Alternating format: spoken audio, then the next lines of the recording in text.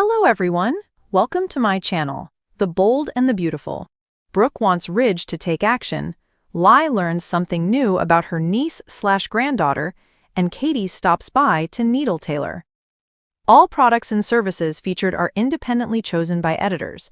However, soaps.com may receive a commission on orders placed on its retail links, and the retailer may receive certain auditable data for accounting purposes. At the Forrester mansion, Taylor tells Ridge how blessed they are to have such a loving family. Looking guilty, he grunts, "Yeah, we are."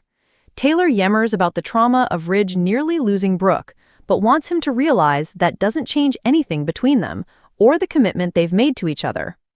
Ridge responds to Taylor's declaration that she won't take off the ring by saying he has to go to the office. Taylor gives him a passionate send-off. What's up at Forrester Creations?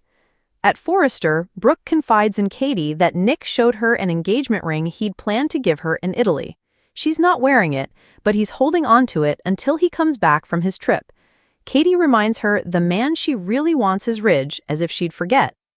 In the design office, Electra worries there are a lot of girls out there who would do anything to hold on to him. Will sighs that she doesn't need to worry about other girls. They go over her being traumatized by Remy's photos. Will vows he won't hurt her. "I love you." Electra lets Will know that she's never gone all the way before, but hedges that she might be ready soon. He assures her it will be amazing. Electra explains that not only Remy, but her parents' divorce made her cautious. Will vows that he's a one-woman man, and they make out. Has Luna learned a lesson? At Lee's place, things have progressed to the point where Luna is up and walking. She's also got that glint back in her eye as she tells her grandmothers that she plans to make the most of this second chance. Heads up, Will. Luna delights her grannies by putting on makeup and gushing about them loving her and believing in her.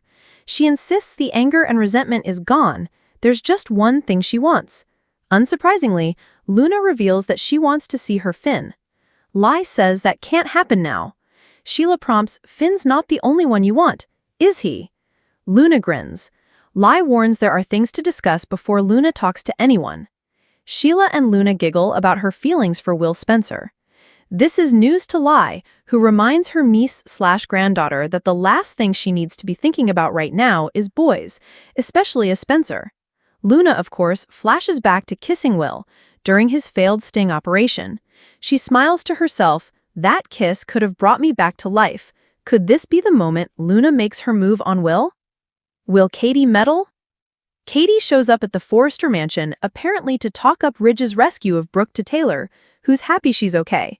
Katie needles that Ridge rushed in with no thought to his own safety. Taylor chirps, "That's my fiancé."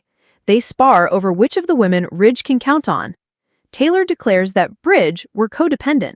Katie has the nerve to disagree with the world-renowned psychiatrist, but Tay insists that going back to Brooke will only bring Ridge more heartache. It's not going to happen. Brooke's ultimatum. At Forrester, Brooke squints as she relives the Ridge rescue kiss. Predictably, he appears at that very moment. Not wasting a moment on small talk, she immediately asks what happened at Eric's with Taylor. Ridge is forced to admit that he didn't come clean about the kiss. Brooke puts him on notice that Nick's dangling an engagement ring. She reminds the dressmaker that he doesn't want to lose her. When will he make things right? Ridge stammers that he thought he'd lost her forever during the boat accident. Brooke says she's right there, but makes it crystal clear she won't be waiting around, not when there's a man who's prepared to propose. She warns Ridge that if he can't end it with Taylor and come back to her, stepping forward, the dressmaker silences her with an embrace. The Forrester mansion hummed with quiet elegance, its corridors filled with whispers of power, fashion, and secrets. Among those secrets walked Luna Nozawa, her soft steps barely making a sound on the polished floors.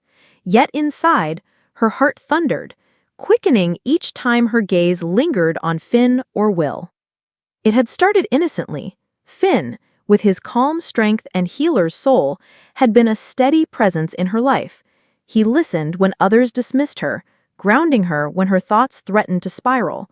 To Luna, he seemed untouchable, a man who carried light in his eyes even after long nights at the hospital. She told herself it was admiration, nothing more, but admiration grew roots quickly in her restless heart. Then there was Will. Younger, sharper, and with a fire that Finn lacked, he had inherited his mother Katie's razor wit and his father Bill's hunger for success.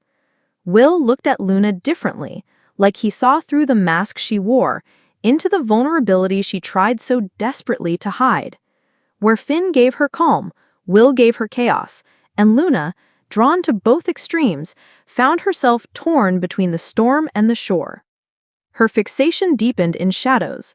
Late at night, she would replay moments with Finn, his hand brushing hers when he handed her coffee, the warmth in his smile when he said her name. Yet the next evening, she'd recall Will leaning close, teasing her with words that felt too sharp and too intoxicating to ignore. The dual pull was irresistible. She convinced herself she wasn't obsessed, but her diary pages betrayed her, filled with sketches of Finn's steady eyes beside scrawled fragments of Will's laughter. One afternoon, Luna caught sight of Finn with Steffi in the courtyard, their laughter ringing together, intimate and unbreakable. Something inside her tightened. She wanted to be the one Finn trusted with his private moments, the one who made him laugh like that. Her chest burned with envy she could barely name. Later that same day, Will stopped her in the hallway. His smirk, half daring, half gentle. "You look like you've got the whole world on your shoulders, Luna," he said, brushing his hand against her arm just long enough for her skin to tingle. In that instant, Finn faded from her mind, replaced by the rush of Will's nearness. But obsession has sharp teeth. The more Luna tried to balance her longing, the more it consumed her. She began crafting excuses to be near Finn, volunteering at the hospital, offering Steffi empty smiles, while secretly aching inside. With Will, she flirted in dangerous whispers, each encounter daring her to step closer to the edge. In the mirror, Luna hardly recognized herself. Her reflection looked hungry, restless, caught in a web of feelings she could no longer control. She told herself it was love, but deep down, she knew it was obsession, an all-consuming need that could shatter lives if it ever came to light. And as the night deepened over Los Angeles, Luna whispered both of their names, Finn and Will, like secrets she could never confess aloud.